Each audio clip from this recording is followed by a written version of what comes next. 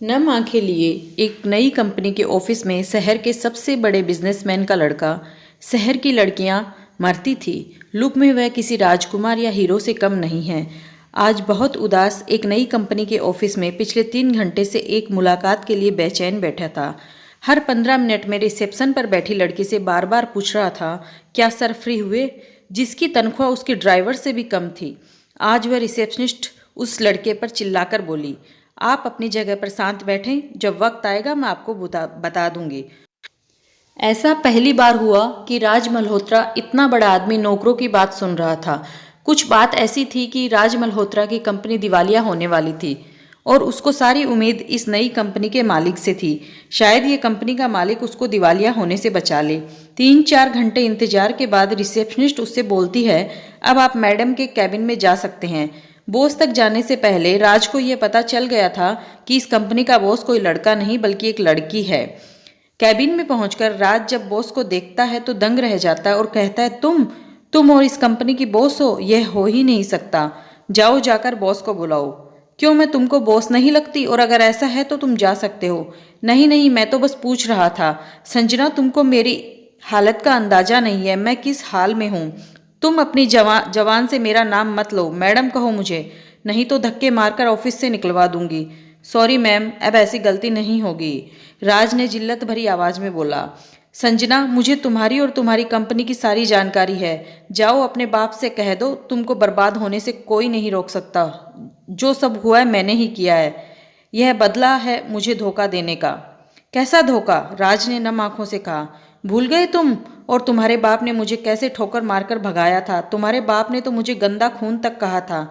मेरे पूरे परिवार को आधी रात में घर छोड़कर जाना पड़ा। इतना सब करके तुम भूल गए? यह तुम क्या कह रही हो संजना? मैंने तो ऐसा कुछ भी नहीं किया। मैं तो चाहकर भी उस दिन अपना वादा पूरा नहीं कर पाया। बस इतनी सी बात? क्या तुमको नहीं पता क्या हुआ था? उस दिन मैं अपना सारा घर बार छोड़कर अपनी बसाने आई थी।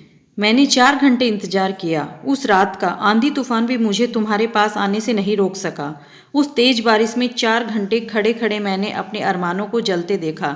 तुम्हारे पिताजी ने धमकी दी, अगर मैं यह शहर छोड़कर नहीं तो मेरी जिंदगी बर्बाद कर देंगे, और मेरा घर उन्होंने जलाकर राख कर दिया। कैसे मैं आधी रात को अपने परिवार के साथ शहर छोड़कर भागी।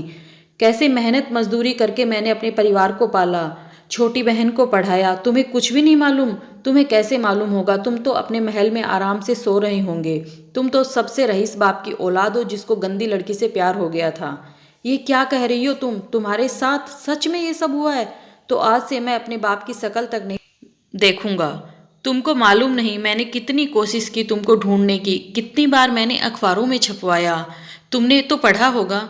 राज इंटरनेट से कुछ पेपर की कटिंग निकालकर संजना को दिखाता है। यह सब एक देखकर संजना के पैरों तले जमीन निकल जाती है, क्योंकि गुस्से में जिस आदमी को अपना सबसे बड़ा दुश्मन समझ रही थी और यह सोचकर उसने पिछले 10 साल गुजारे कि राज ने उसे धोखा दिया है, दोनों एक दूसरे से लिपटकर जोर जोर से रोने लगे। दोनों की आंखों से आंसू नहीं रुक रहे थे।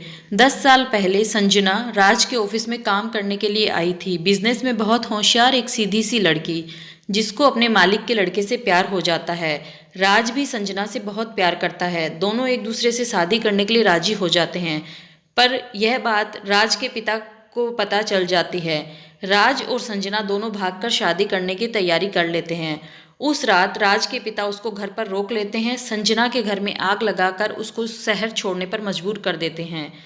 दूसरे शहर में दर दर की ठोकर खाकर बड़ी हुई संजना आज एक बड़ी कंपनी की मालिक बन जाती है। वह राज की कंपनी को जब चाहे तब मसल कर रख सकती है। इसी बात का बदला लेने के लिए संजना वापस उस शहर आई थी, पर जब उसको राज के प्यार और सच्चाई का पता चला तो वह उसे गले लिपटकर रोने लगी। राज संजना को लेकर गुस्से में अपने घर जाता है और चिल्लाकर अपने पिता को बुलाता है और कहता है, देखो तुमने क्या किया। राज के पिता की आंखों में भी आंसू आ जाते हैं। इतने दिन बाद राज ने उनसे बात की, गुस्से में ही की। राज के पिता हाथ जोड़कर राज से माफ़ी मांगी और कहा, मुझे तो पता था यह एक ना एक दिन जरूर होगा। मैंने बहुत बड़ी गलती की है, हो सके तो मुझे माफ़ कर देना बेटा, पर एक बार यह जरूर जान लो मैंने ऐसा क्यों किया। मुझे नहीं सुनना, आपने मेरी जिंदगी बर्बाद कर दी, राज बोला। संजना कहती है, मैं एक बार जरूर सुनूंगी, आखिर मेरे घर को जलाने की वजह क्या थी। रोते हुए राज के पिता बोले, तुमको पता है, तुम्हारी माँ और मेरी लव मैरिज थी। हम दोनों भी एक दूसरे को बहुत प्यार करते थे। मेरे पिता ने तुम्हारी माँ की और मेरी कुंडली एक बड़े पंडित को दिखाई और उन्होंने ये भविष्यवाणी की, अगर ये शादी होगी तो तुम्हारी माँ की जान जल्दी ही चली जाएगी। पर हम दोनों इन सब में भरोसा नहीं करते थे। पर तुम्हारी माँ के जाने के बाद यह नहीं चाहता था कि तुम दोनों के साथ भी ऐसा हो। जब मुझे पता चला तुम और संजना एक दूसरे को प्यार करते हो, तो मैं तुम दोनों की कुंडली उसी पंडित को दिखाई और उसने तुम दोनों के बारे में वही बात कही। जिस दुख से मैं जी रहा हूँ वही तुम लोगों को न मिले, इसलिए मैंने यह सब किया। पर क्या तुमको पता है संजना कि संजना की कंपनी इतनी बड़ी कैसे हो गई? वह अज्ञात डोनर कौन है जिसने तुम्हारी कंपनी में इतना सारा पैसा लगाया है? वह मैं हूँ।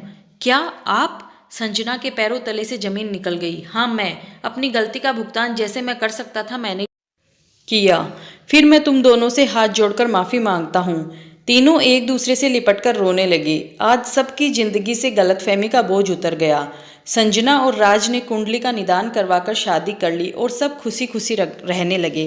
तो दोस्तों, कैसी लगी आपको हमारी आज की ये स्टोरी? कमेंट करके ज़रूर बताइएगा और मेरे चैनल को लाइक, शेयर एंड सब्सक्राइब कीजिएगा। Thank you.